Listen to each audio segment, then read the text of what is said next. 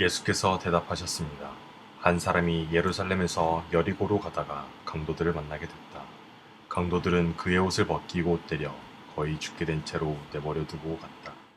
마침 한 제사장이 그 길을 내려가는데 그 사람을 보더니 반대쪽으로 지나갔다. 이와 같이 한 레위 사람도 그곳에 이르러 그 사람을 보더니 반대쪽으로 지나갔다.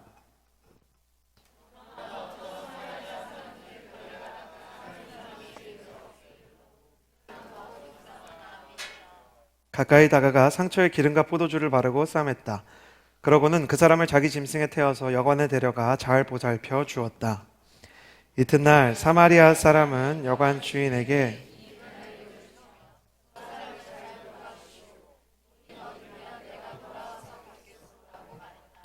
너는 이 세 사람 중에 누가 강도 만난 자의 이웃이라고 생각하느냐?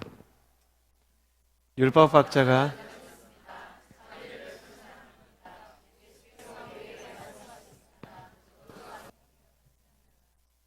여러분이라는 노래는요, 윤복희 씨의 노래인 동시에 윤복희 씨의 오빠였던 윤향기 목사님께서 작곡하셨던 노래입니다. 여러분이 지금 들으신 것처럼 2절 가사에 윤향기 목사님께서는 대중가요 여러분이라는 노래 안에 하나님에 대한 메시지를 숨겨두었죠.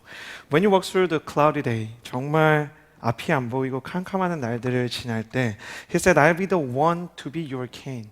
내가 너의 지팡이가 되어줄게. When you need someone to share your love, 너가 정말 사랑을 나누고 사랑받을 사람이 필요할 때 내가 너의 사랑이 되어줄게. 그러니까 웃고 나를 봐. 내가 말해줄 게 있어. 누구나 다 이 길을 걸어간단다. 이 고난의 길을 걸어갈 때 다른 사람들은 홀로 가지만 너는 나를 믿고 어깨를 펴라. 네가 멈추지 않게 해줄게. 지금이 시작이고 지금 이 길이 너의 길이란다. 이 길 하나밖에 없는 것이 너무 힘들겠지만 이 험한 길을 걸어갈 때 너를 혼자 걷게 하지 않을게 라는 메시지가 들어있습니다. 저는 오늘 이 노래와 여러분이 잘 아는 선한 사마리아인 이야기를 통해서 하나님께서 우리에게 주시는 메시지를 나누고자 합니다. 사마리아인의 이야기는요, 선한 사마리아인의 비유는 크리스천뿐 아니라 넌 크리스천도 가장 잘 알고 있는 예수님의 이야기 중에 하나입니다. 이 이야기를 통해서 예수님께서 우리에게 주시는 여러분의 메시지가 있는데요, 함께 그 이야기를 나누어 봤으면 좋겠다 생각이 됩니다. 먼저 첫 번째 등장인물에 대해서 살펴보고자 합니다. 30절 말씀 같이 한번 읽어보았으면 좋겠는데요, 한 목소리로 같이 읽을까요? 시작. 예수께서 대답하셨습니다. 한 사람이 예루살렘에서 여리고로 가다가 강도를 만나게 됐다. 강도들은 그의 옷을 벗기고 때려 거의 죽게 된 채로 내버려두고 갔다. 우리가 잘 알듯이 선한 사마리아인 이야기에서 제일 처음 등장하는 사람은 강도 만난 사람입니다. 이 강도 만난 사람을 통해서 우리는 세상에 존재하는 고통과 세상에 존재하는 고난이 어떤 모습인지를 알게 됩니다. 첫 번째 나눌 수 있는 것은 고난은 예상하지 못할 때 다가온다는 것입니다. 예루살렘과 여리고가 먼 거리가 아니었습니다. 명절과 예배를 위해서 예루살렘에서 여리고를 오가는 사람들도 꽤 많았고요. 여리고에서 예루살렘 오가는 사람들은 일평생에 한 30번에서 40번 정도 그 길을 지나가는 것이 보통의 일이었습니다. 우리로 치면 조금 더 빈도가 많아서 좀 그렇긴 하지만 경부고속도로 같은 느낌이라 그럴까요? 분당이나 용인 가는 길이라고 생각하시면 쉬울 것 같아요. 그러니까 그렇게 먼 길도 아닙니다. 근데 그 짧고 익숙한 길을 가는 동안에 이 사람이 목숨을 잃을 뻔했습니다. 고난은 우리가 예상하지 못했을 때 인간의 삶을 덮쳐옵니다. 생각지도 못한 장소에서 예상 못한 타이밍에 찾아오는 이별 통보처럼 사람의 삶을 갑자기 덮쳐오는 것이 바로 고난입니다. 만약에 우리가 예상을 했다면, 세진이가 아까 수술에 대해서 얘기했듯이 그 고통의 무게와 그 끝을 안다면 고난은 더 이상 고난이지 않을 것입니다. 고난은 시작할 때도 예고 없이 다가오지만 고난이 언제 끝나는지에 대해서도 미지수입니다. 시작도 알 수 없고 끝도 알 수 없는 것이 고난입니다. 두 번째 가장 큰 고난은 사람 때문에 생깁니다. 이 사람이 지금 길을 걸어가다가 늑대를 만난 게 아닙니다. 사람을 만났습니다. 사람이 늑대보다 더 끔찍한 짓을 했습니다. 강도들이 사람을 공격했습니다. 근데 이유가 없습니다. 세상이 이렇습니다. 사람들이 일을 완벽하게 컨트롤할 수는 있다고 해도 사람을 완벽하게 컨트롤할 수는 없습니다. 사람이 맹수를 조련시킬 수 있을지언정 같은 사람끼리 서로를 조련시키는 일은 거의 불가능에 가까운 상황들이 있습니다. 그래서 우리는 일과 환경보다 사람에게 받는 상처를 더 심각하게 생각하고 그리고 환경이 만들어내는 공포보다 사람이 만들어내는 공포에 더 큰 어려움을 느낍니다. 그리고 사람들이 겪고 있는 이러한 갑자기 다가온 사람에 의한 고통은 어떤 경우에는 그 사람에게 책임이 있지만 어떤 경우에는 피해자한테 전혀 책임이 없습니다. 오늘 본문에서 강도 만난 사람은 잘못한 게 아무것도 없었습니다. 저항할 틈도 없었고 소유를 다 빼앗겼고 거의 죽게 됐습니다. 어떤 고난들은 피해자가 너무 게을렀기 때문에 혹은 자만했기 때문에 혹은 그 사람이 뭔가 도덕적으로 잘못된 일을 했기 때문에 닥쳐옵니다. 근데 어떤 고난들은 준비하지 않은 시간에 잘못한 게 전혀 없이 내 삶을 찾아옵니다. 그리고 나를 엉망진창으로 만들어 놓고 다시 일어날 수 없는 완벽히 무기력한 상태 가운데 던져버립니다. 그리고 이런 류의 고난을 만난 사람에게 찾아오는 게 있는데 바로 무기력함입니다. 이 사람은 자기 혼자는 스스로 그 문제를 해결할 수 있는 방법이 없었습니다. 누워있는 상처에서는 피가 계속 흘러나오고 뼈는 부서졌지만 일어나서 병원에 가거나 소리를 지를 수가 없었습니다. 사람이 스스로 일어날 수 있는데도 주저앉아 있다면, 게으름이나 자아도취에 빠져서 기회를 날리고 있다면 조언을 통해서 따끔하게 이야기를 해서 그 사람을 일으킬 수 있겠지만 아무것도 할 수 없는 고통 속에서 헤매이고 있는 사람들이 많이 있습니다. 오늘 본문에서 이야기하는 사람은 내가 잘못한 게 없는데 사람에게 갑자기 공격을 당한 것입니다. 그래서 상처를 마음속에 가지게 되었는데 그 상처를 스스로는 치유할 힘이 없는 것입니다. 세상에 이런 사람들이 얼마나 많은가요? 술 먹는 아버지 밑에서 태어나서 아버지가 밤만 되면 술을 먹고 들어와서 가정 집기를 부수는 가정에서 태어난 아이들, 결혼을 약속하고 정말 저 사람이 신실하다고 생각했지만 결혼하기 전에 저 사람에게 다른 여자가 있었다는 것을 알게 된 예비 신부, 멀쩡하게 살아오던 삶 가운데 갑자기 당신에게 질병이 있다고 이야기하는 것은 내가 죄를 지어서 법원에서 형을 선고받는 것과는 완전히 다른 것입니다. 내 잘못이 아닌데 질병이 나를 찾아온 것이죠.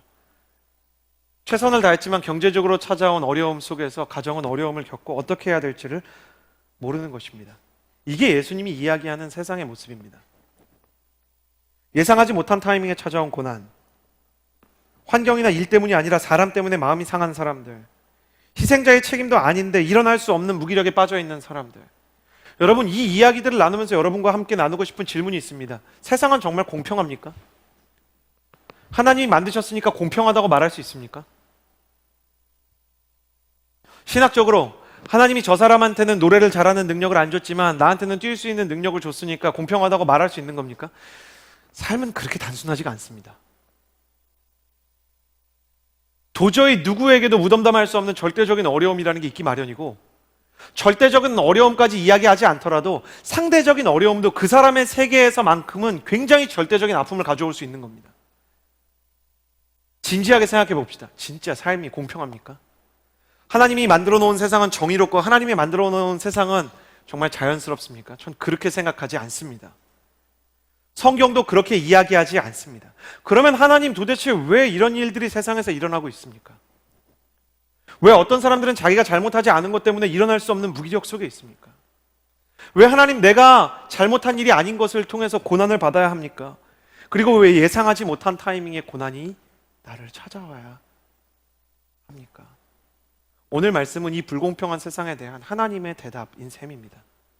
하나님은 누가 쉽게 얘기하는 것처럼 쉽게 세상이 공평하다고 이야기하시는 분이 아닙니다. 그러나 공평하지 않은 세상 속에서 하나님이 가지고 있는 메시지가 명확합니다. 무너져 있는 사람을 지나가는 사람들을 통해서 우리는 예수님께서 이 불공평하고 무기력한 사람들에 대해서 무슨 이야기를 하고자 하는지 들을 수 있을 것입니다. 31절에서 32절 말씀, 첫 번째로 이 사람의 옆을 지나갔던 사람들의 이야기를 들어봅시다. 함께 읽겠습니다. 시작.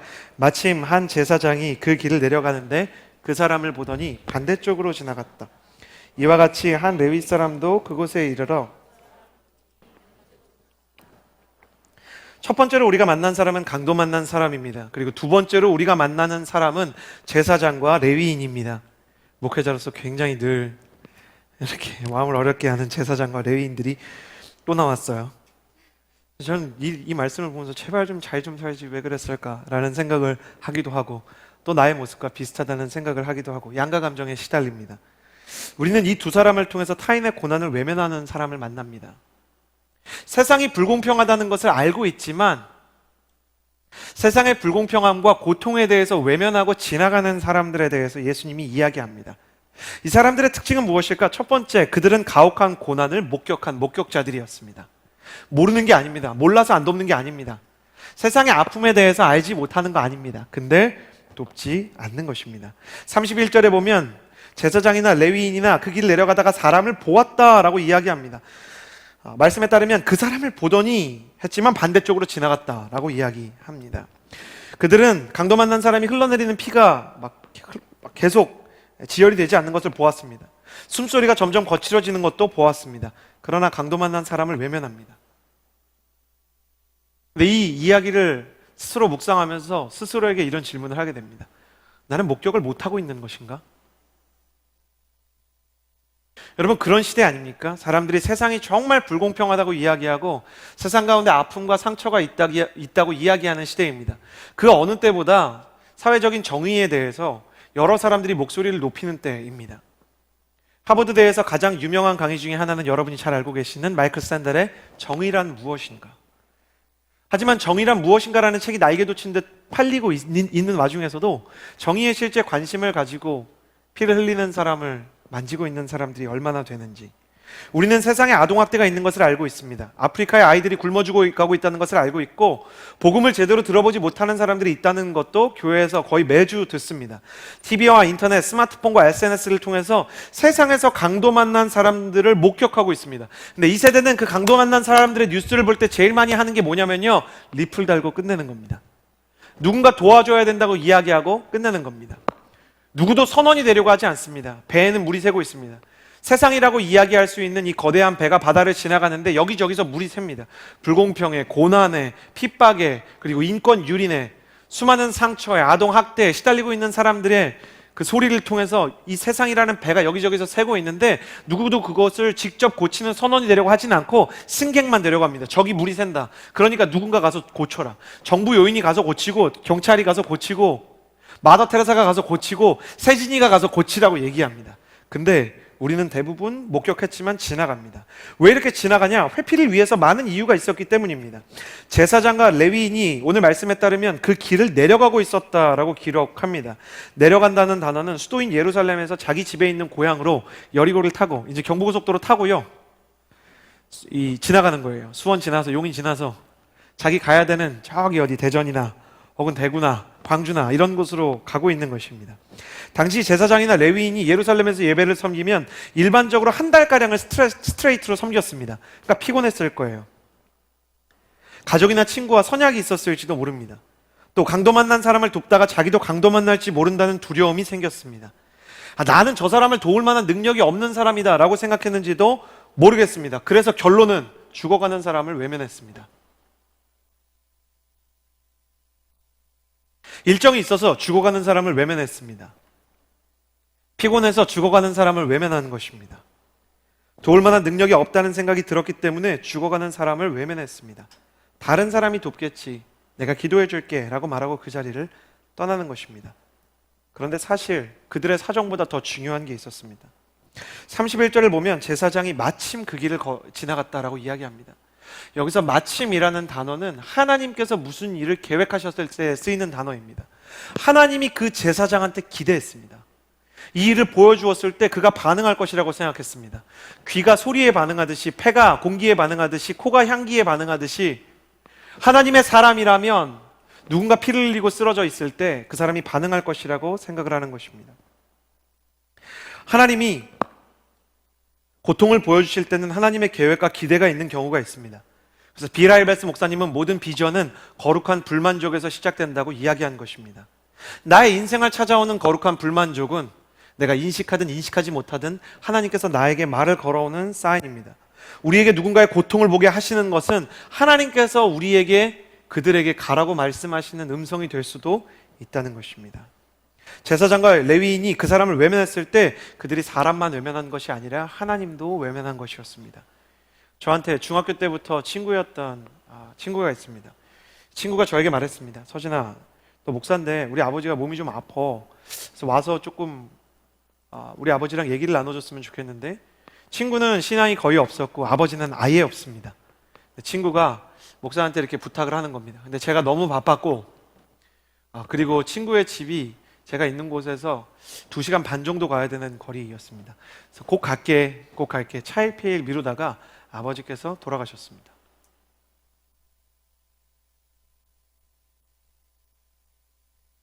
장례식장에 갔을 때 친구는 믿음이 견고한 사람이 아니었기 때문에 장례식장에 와서 처음부터 끝까지 그 장지까지 지켜주는 친구의 마음을 너무 고맙게만 생각했습니다. 친구가 야, 너 어떻게 우리 장례를 이렇게 끝까지 지켜주고 내 옆에 있어줄 수 있니? 하지만 제 마음은 그렇지 않았습니다. 저는 복음을 전해야 될 때 저의 피곤하고 바쁜 일정을 핑계로 그곳에 가지 못했던 것입니다. 여러분, 요조라는 가수를 아세요? 요조라는 가수가 있어요.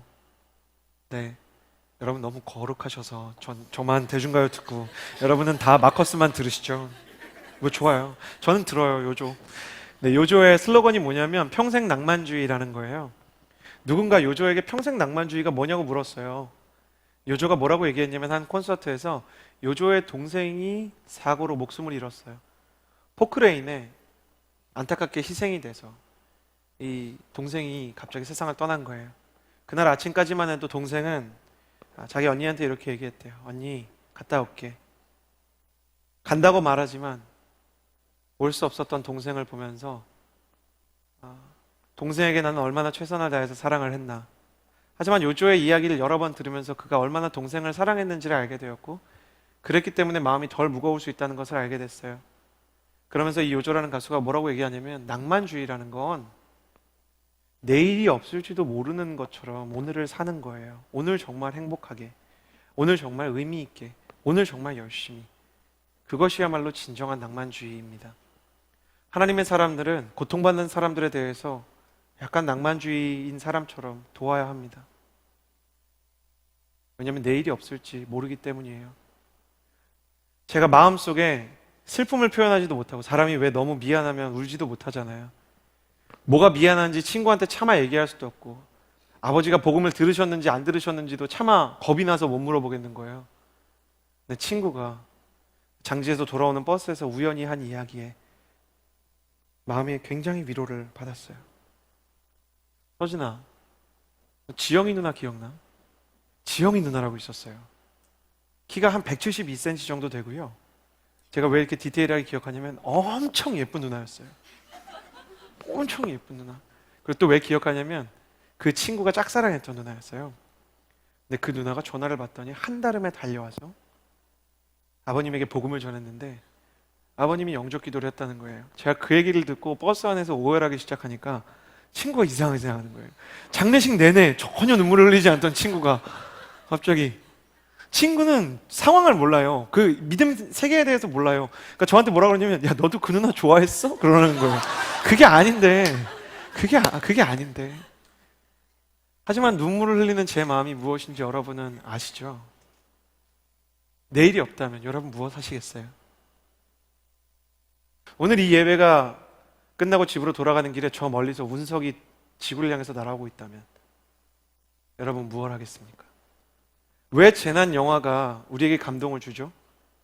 재난이라는 게 중요한 게 아니라 재난 속에서 드러나는 생명의 가치, 사랑의 가치 때문입니다. 그러나 이들은 지나갔습니다. 제 마음이 이 제사장과 레위인과 같지 않은가 생각합니다. 하나님을 만나긴 원하지만 하나님을 닮고 싶어 하지는 않는 사람, 예배를 드리고 싶지만 사람을 섬기고 싶다는 마음은 날로 약해지는 사람.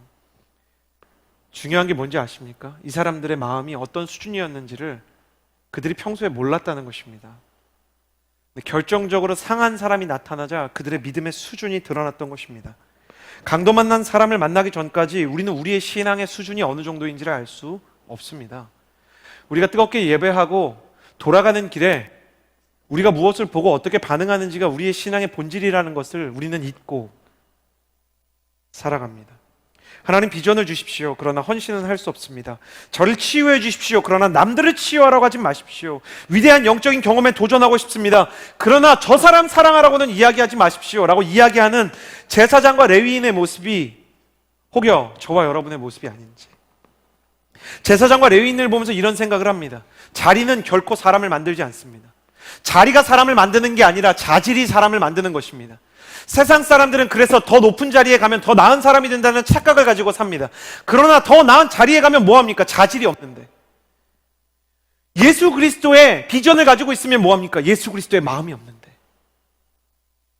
이 말씀을 보면서 제 얘기 같아서 마음이 어려운 겁니다. 친구의 말이 기억났습니다. 너도 저 누나 좋아해서 그래? 그래, 내가 그 수준이구나. 내가 친구에게도 복음의 가치를 똑바로 전하지 않아서 이 친구도 지금 무슨 상황인지를 이해하지 못하는 거구나. 난 왜 이렇게 살아왔을까? 이 각박한 삶의 자리에서 그럼 예수님께서는 돕지 못하는 사람들에 대해서 이 불공평한 세상의 원인은 다 너희에게 있어 라고 촌철살인처럼 사형 선고를 내리고 말씀을 끝내려고 하는 것이냐? 예수님은 한 번도 말씀을 그렇게 끝내신 적이 없습니다. 33절에서 35절까지의 말씀, 이제 예수님께서 말씀하시는 소망과 희망의 메시지가 시작됩니다. 같이 한번 읽겠습니다. 시작. 그러나 어떤 사마리아 사람은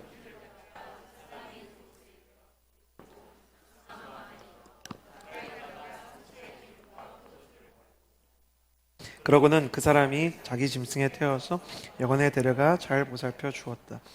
이튿날 사마리아 사람은 여관 주인에게 2데나리온을 주며 저 사람을 잘 돌봐주시오. 돈이 더 들면 내가 돌아와서 갚겠소 라고 말했다. 제사장과 레위인이 지나갔는데 한 사마리아 사람이 그의 곁을 지나갑니다. 이 사람은 강도 만난 사람을 외면하지 않고 지나치지 않습니다. 이 선한 사마리아인을 통해서 하나님의 마음을 알 수 있고 하나님의 마음을 품은 사람의 특징을 알 수 있는데 기억하셨으면 좋겠습니다. 첫 번째, 치유의 능력은 치유하는 자의 금전적 능력이 아니라 그의 내면 세계에 달려 있습니다. 그가 지불한 2데나리온은 적은 돈도 아니었지만 불가능한 수준의 돈도 아니었습니다. 죽어가는 사람을 살리는 데 들어갔던 돈이 얼마였냐면요, 이 죽어가는 사람을 여관에 데려가서 일단 응급처치를 하는데 드는 돈이 얼마였냐면 2데나리온이면 노동자 이틀의 품삯, 우리 돈으로 15만 원이 좀 안 되는 돈입니다. 제가 시에라리온에 간 적이 있어요. 아프리카 시에라리온. 거기는 그 수도 프리타운에도요, 수도와 전기가 잘 들어오지 않아요. 영종도처럼 공항이 이렇게 섬에 있거든요. 그래서 이제 섬에서 육지로 이렇게 넘어와야 되는 건데 헬기가 있는 거예요. 그래서 헬기 타려고 그랬더니 친구가 이 리서치를 되게 열심히 하는 친구였어요. 저랑 너무 위험한 지역이었기 때문에 저랑 친구만 한 달 동안 들어가는 아울리치라 2사람만 갔거든요. 친구는 준비를 하고 저는 즉흥적이에요. 헬리콥터 보고 헬리콥터다 타야지. 지금이었으면 태양의 후예 막 이러면서 탔겠죠. 근데 친구가 조사해본 결과 타면 안 된다는 거예요. 왠지 아세요? 지난해에만 8번 추락했대요. 탑승자가 전원 사망했대요. 타지 말재요. 이런 아울리치였어요. 그리고 택시를 타고 그럼 부두까지 가서 배를 타야 되는데요, 우리나라로 치면 한 1200cc 정도 되는 차, 모닝보다 조금 더 큰 차예요. 승객이 6명 타요. 저랑 제 친구랑, 저희가 너무 친한 친구지만 그런 거 좋아하지 않는데 친구 무릎에 제가 앉아서 이렇게 갔어요. 남자가 남자 무릎에 앉아서 40분 동안 택시 타고 가는 거 정말 기분 좋은 일이에요. 네, 타고 갔어요. 그래가지고 저희가 막 이렇게 여행을 하고 카누를 타는 거예요. 배도요, 페리가 아니고 카누를 타는데 거기에 바가지가 들어있어요. 물이 계속 들어오기 때문에 계속 밖으로 퍼내야 된다는 거예요. 그래서 승객들이 다 준비가 돼 있어요. 다 이렇게 푸는 거예요. 이게 뭐 하는 짓이지? 하면서 계속 퍼갖고 첫날부터 알배기고. 근데 이거 도대체 너무 힘들다, 이거 잘못 왔다 생각이 드는 거예요. 밤이 됐는데 진짜 암흑천지예요. 아무것도 안 보여요. 국가가 전기망을 제대로 안 해놨어요. 10년 동안 내전 국가였거든요. 근데 아기를 만났어요. 클레오파라는 쬐끄만 아기인데 흑인 아가 만나보셨어요? 너무 예뻐요. 정말 어떻게 이렇게 인형처럼 예쁘게 생겼죠? 근데 클레오파가 치료를 못 받아서 잘못하면 심각한 장애가 생길 수도 있다는 의사의 진단을 받은 거예요. 너무너무 가슴이 아팠어요. 뭐라도 해서 도와준다. 그래서 막 위성전화라도 써가지고 한국에 있는 친구한테 돈이라도 보내가지고 얘를 고쳐줘야 되겠다라고 생각을 하고, 얼마 드냐고 얘기했더니 얼마라고 얘기했는지 아십니까? 20달러. 25,000원 있으면 된다는 거예요. 너무 충격받았어요. 25,000원을 결국 병원에 가서 저희가 대신 지불을 하는데 펑펑 울면서 정말 땡큐 이렇게 얘기하는 어머니의 표정 잊을 수 없습니다. 우리는 능력이 없어서 사람을 도울 수 없다고 얘기하지만 사실 하나님께서 우리에게 마음을 주시면 도울 수 있는 것입니다. 긍휼이라는 단어, 컴패션을 라틴어와 함께라는 커뮤니티 할 때도 컴이라는 단어를 쓰잖아요. 컴과 고통을 뜻할 때 쓰는 이 파리, 패션 이걸 합친 겁니다. 그래서 긍휼이라는 단어 자체가 함께 고통을 느끼는 겁니다. 저는 그날 병원에서 그 가족의 고통을 알 수 있었습니다. 생각해 보셨습니까? 2만 5천 원이 없어서 아이가 평생 장애를 안고 살 수도 있었던 걸 저희가 그날 2만 5천 원에 고친 것입니다. 이 사람에게는 그런 마음이 있었습니다. 자기가 능력이 부족해도 가까이 다가가면 하나님께서 나를 통해서 일하실 수 있다는 마음을 가지고 있었던 것입니다. 그래서 이 사람이 한 일이 뭐냐면 가까이 간 것입니다. 하나님의 치유는 가까이 가야만 일어납니다. 34절 말씀에 보면 사마리아 사람이 희생자에게 가까이 갔다고 기록하고 있습니다. 치유의 기적은 고난의 현장을 가까이 하는 사람을 통해서 일어나는 것입니다. 전라남도 왕궁이라는 곳이 있습니다. 왕궁이라는 곳에 가면 나병 환자들이 모여서 살고 있습니다. 저도 이렇게 막 눈물이 많은 사람이 아닌데 왕궁에 갔을 땐 한 할머니를 만난 거예요. 할머니가 말 그대로 이렇게 손마디가 다 이렇게 없고, 그리고 이렇게 입술이랑 이렇게 코랑 이렇게 많은 부분이 이렇게 좀 보기 아름답지 않게 변화되어 있었어요. 할머니가 얘기를 하는 거예요. 할머니 집 방에 갔는데 사진이 있어요. 너무너무 예쁜 딸이에요. 할머니 딸이에요. 근데 딸이래요. 할머니 딸 결혼했어요. 그러니까 결혼했대요. 그럼 할머니 딸 자주 와요? 그러니까 안 온대요. 이유가 뭐냐고 물어봤는데 저는 정말 망치를 머리로 맞은 것 같았어요. 딸이 서울에 올라갔어요. 한센병이라는 게 이렇게 쉽게 유전되는 병이 아닙니다. 전염되는 병도 아니고. 서울에 올라갔어요. 사랑하는 사람이 생겼어요. 엄마한테 결혼하고 싶다고 얘기를 한 거예요. 엄마가 물었습니다. 제일 처음 궁금했던 거. 너 엄마 한센병자라고 얘기했니? 딸이 아직 그런 얘기까지 할 건 아닌데 엄마가 그때 한 이야기가 잊혀지지 않아요. 엄마 죽었다고 해라. 엄마 없다고 해라. 그리고 그때부터 걸려오는 모든 딸의 전화를 받지 않는 거예요. 혹시 딸이 사랑하는 사람이 생겨서 결혼을 하려고 하는데 예비 사위 되는 사람이, 예비 장모가 문둥병을 앓고 있다는 것을 알면 그쪽 집안에서 사돈 맺기를 꺼려 할까봐 죽은 사람인 것처럼 가정한 거예요. 저희가 물었어요. 결혼한 지 얼마나? 어머니가 한 5년 됐다고. 5년째 사위가 장모님이 살아계시다는 걸 모르고 있는 거예요. 뭐라고 얘기해야 될지. 목사님께서 그 얘기를 듣고 기도하시다가 이거는 너무 큰 거짓말이다. 그래서 목사님이 약간 무리수를 약간 두신 건데, 우리 천국 가려면 이거 사실대로 얘기해야 된다. 그래가지고 딸한테 사실을 한번 얘기해 보자고 얘기했어요. 어떤 일이 일어날 것인가. 얼마 지나지 않아서 사위가 자기 있는 곳에서 한달음에 내려온 거예요. 그 사위가 너무 좋은 사람이었어요. 듣자마자 모든 일을 내팽개치고 아내를 옆에 태우고 와서 어머니 살아계셨냐고, 제가 불효자라고 그러면서 막 우는 거예요. 어머니가 어떤 모습이든지 제가 그거를 왜 어려워하겠냐고.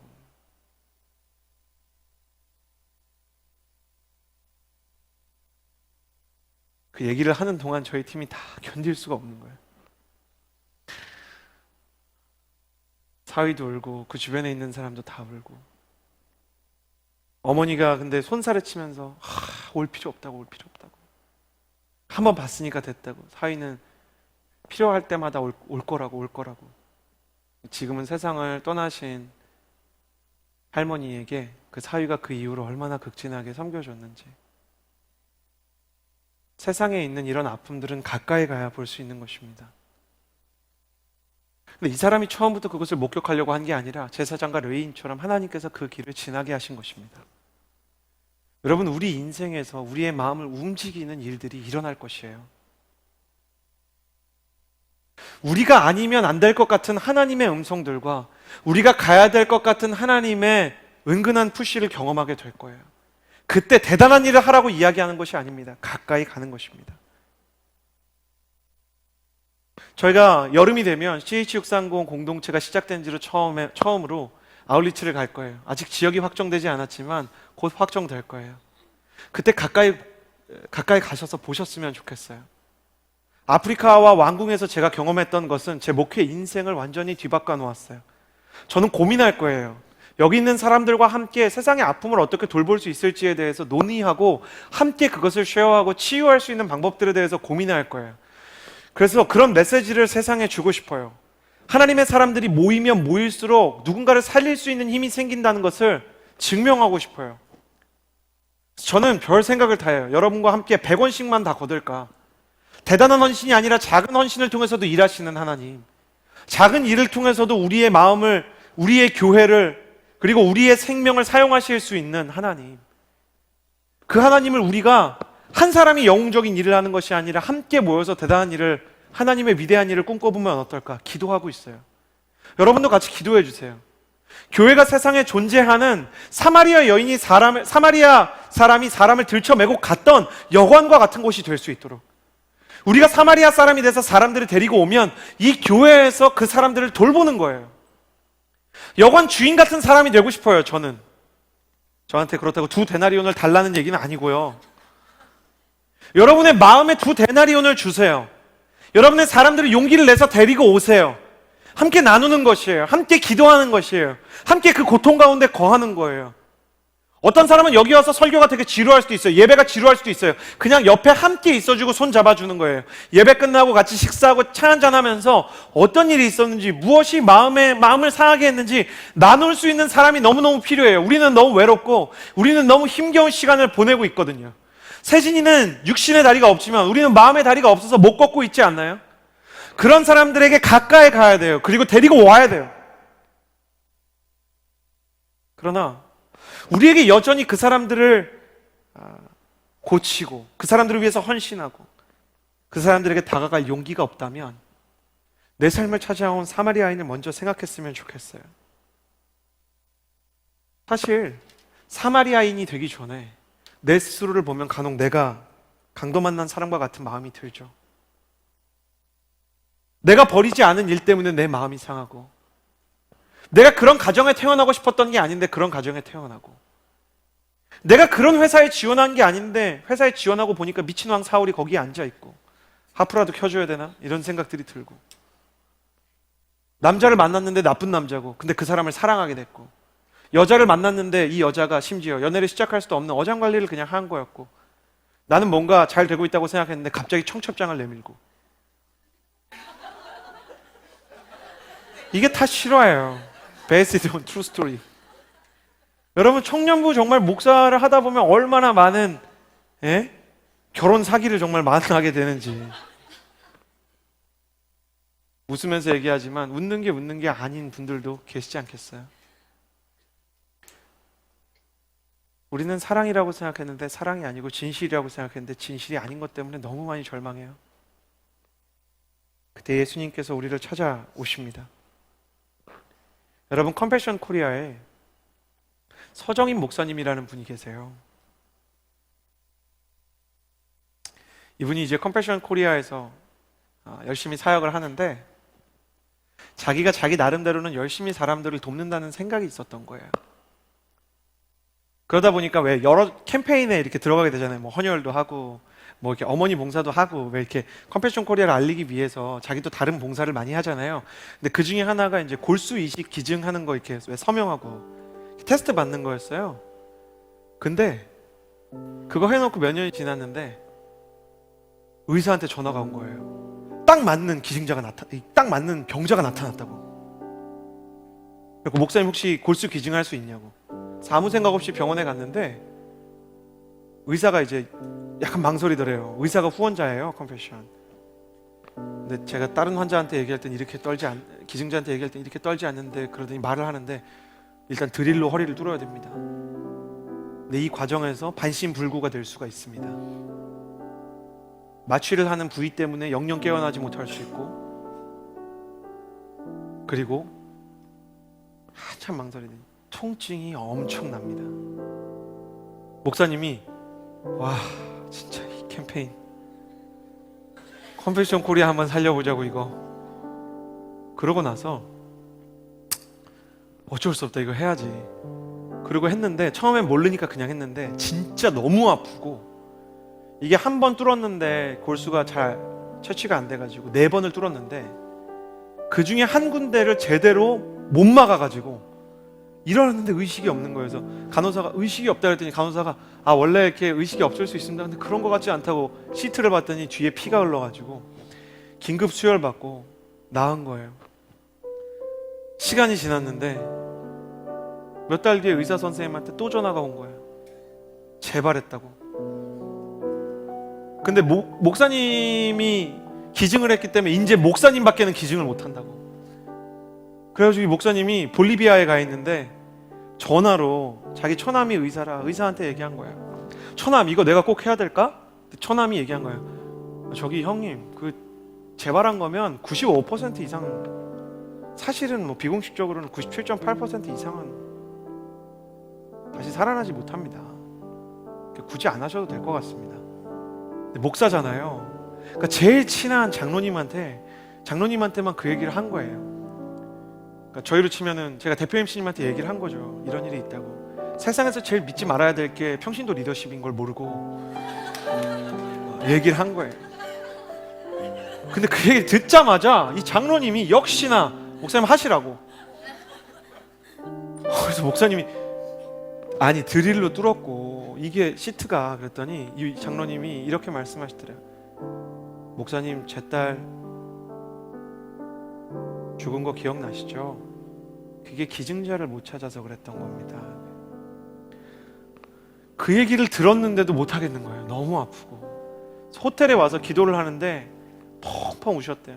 하나님 내가 이거 꼭 해야 되냐고. 하나님 내가 꼭 해야 되냐고. 저는 너무너무 이해가 돼요. 아까 세진이가 이야기한 노래방 이야기도 하나하나 다 이해가 되고, 이 목사님, 여러분 목사도 다 똑같아요. 아프면 무섭고, 목사도 저도 허리가 다쳐서 이 정도 길이가 되는 주사를 특수 부위에 맞아야 되는 건 너무너무 무서웠었어요. 힘들었었어요. 아픈 거 싫고 수술하는 거 싫고. 하나님 나 정말 하기 싫다고 기도하는데 하나님이 찾아오신 거예요. 정인아 내가 하나만 물어볼게. 너 네 딸이면 안 할래? 근데 진짜 싫은 거예요. 그래서 하나님 근데 솔직히 제 딸 아니지 않습니까? 제 딸이면 당연히 하죠. 근데 와 이게 내 인생에서 경험하는 고난 중에 가장 큰 거 중에 하나였습니다. 주님 굳이 제가 해야 됩니까? 근데 하나님이 서 목사님의 표현에 따르면 그날 우시면서 그렇게 말씀하셨대요. 정인아 내 부탁 한 번만 들어줘. 왜냐면 내 딸이거든. 내 딸이니까 한 번만 네가 좀 도와주면 안 되냐? 하나님이 그러시더래요. 네가 도와주면 내가 잘할게. 네가 도와주면 나도 최선을 다할게. 그리고 의사한테 전화를 걸었어요. 그때 의사 선생님이 절대 그러시면 안 되는데 그랬다는 거예요. 목사님 제가 죄송합니다. 첫 번째 수술이 너무 잘 된 줄 알고 목사라는 얘기를 해버렸습니다. 누군지는 얘기 안 했지만. 서 목사님이 다 포기하고 편지를 적었어요. 부모님 이런 수술인데 97.8%는 이 아이가 죽을 수 있다고 합니다. 솔직히 저는 무섭고 하기 싫습니다. 저는 진짜 하기 싫습니다. 아직도 하기 싫습니다. 근데 할 겁니다. 왜냐하면 내가 믿는 하나님이 하나님의 딸이라고 말씀하셨기 때문에. 그 편지 한 통에 그 부모와 자녀가 다 같이 교회를 다니기 시작했어요. 그리고 이 얘기를 하러 장신대 채플에 저희를 찾아오셨는데 그 자리에서 그 소녀가 일어나는 거예요. 살아있는 거예요. 2.2%의 확률을 뚫고 하나님께서 그 아이를 살려주신 거예요. 왜 해야 되냐면 혹시 모르니까요. 살 수 있으니까요. 왜 우리가 사랑을 전하는 삶을 살아야 되냐면 그 사람도 하나님의 아들이고 하나님의 딸이기 때문입니다. 내가 너무 미워하는 그 사람, 그렇지만 강도 만난 그 사람, 내가 날마다 외면하는 그 사람이 하나님의 아들이고 하나님의 딸이기 때문에 지나가서는 안 된다는 이야기. 내가 너무 외롭고 힘들 때 하나님께서 나를 외면하지 않으시고 지나가지 않으셨던 것처럼, 독생자 예수 그리스도를 도네이션한 것처럼 하나님께서 우리를 작은 예수의 모습으로 초청하고 계시는 겁니다. 그래서 여러분, 예수님께서 우리를 위해서 치르신 십자가의 희생에 대해서 날마다 해가 갈수록 여러분 더 배우셔야 합니다. 더 깨달으시고 더 경험하셔야 합니다. 그리고 그 마음으로 다른 사람들을 향해서 갈 수 있는 마음이 생겨야 됩니다. 세상은 여전히 불공평합니다. 내가 만약 외로울 때면 누가 나를 위로해 주지라고 수도 없이 외치는 사람이 많았기 때문에 도저히 불후의 명곡이 돼서는 안 되는 노래가 불후의 명곡이 됐던 거예요. 내가 혼자 그 고난의 터널을 걸어야 될 때 누가 나를 위해 걸어주나 발견하지 못했으니까. 그러나 내가 내 인생을 위해서 함께 걸어주시는 예수님을 만나면 그 선한 사마리아인 예수님을 통해서 우리의 삶이 바뀌게 될 것입니다. 그렇게 기도해야 됩니다. 가까이 가게 해주십시오.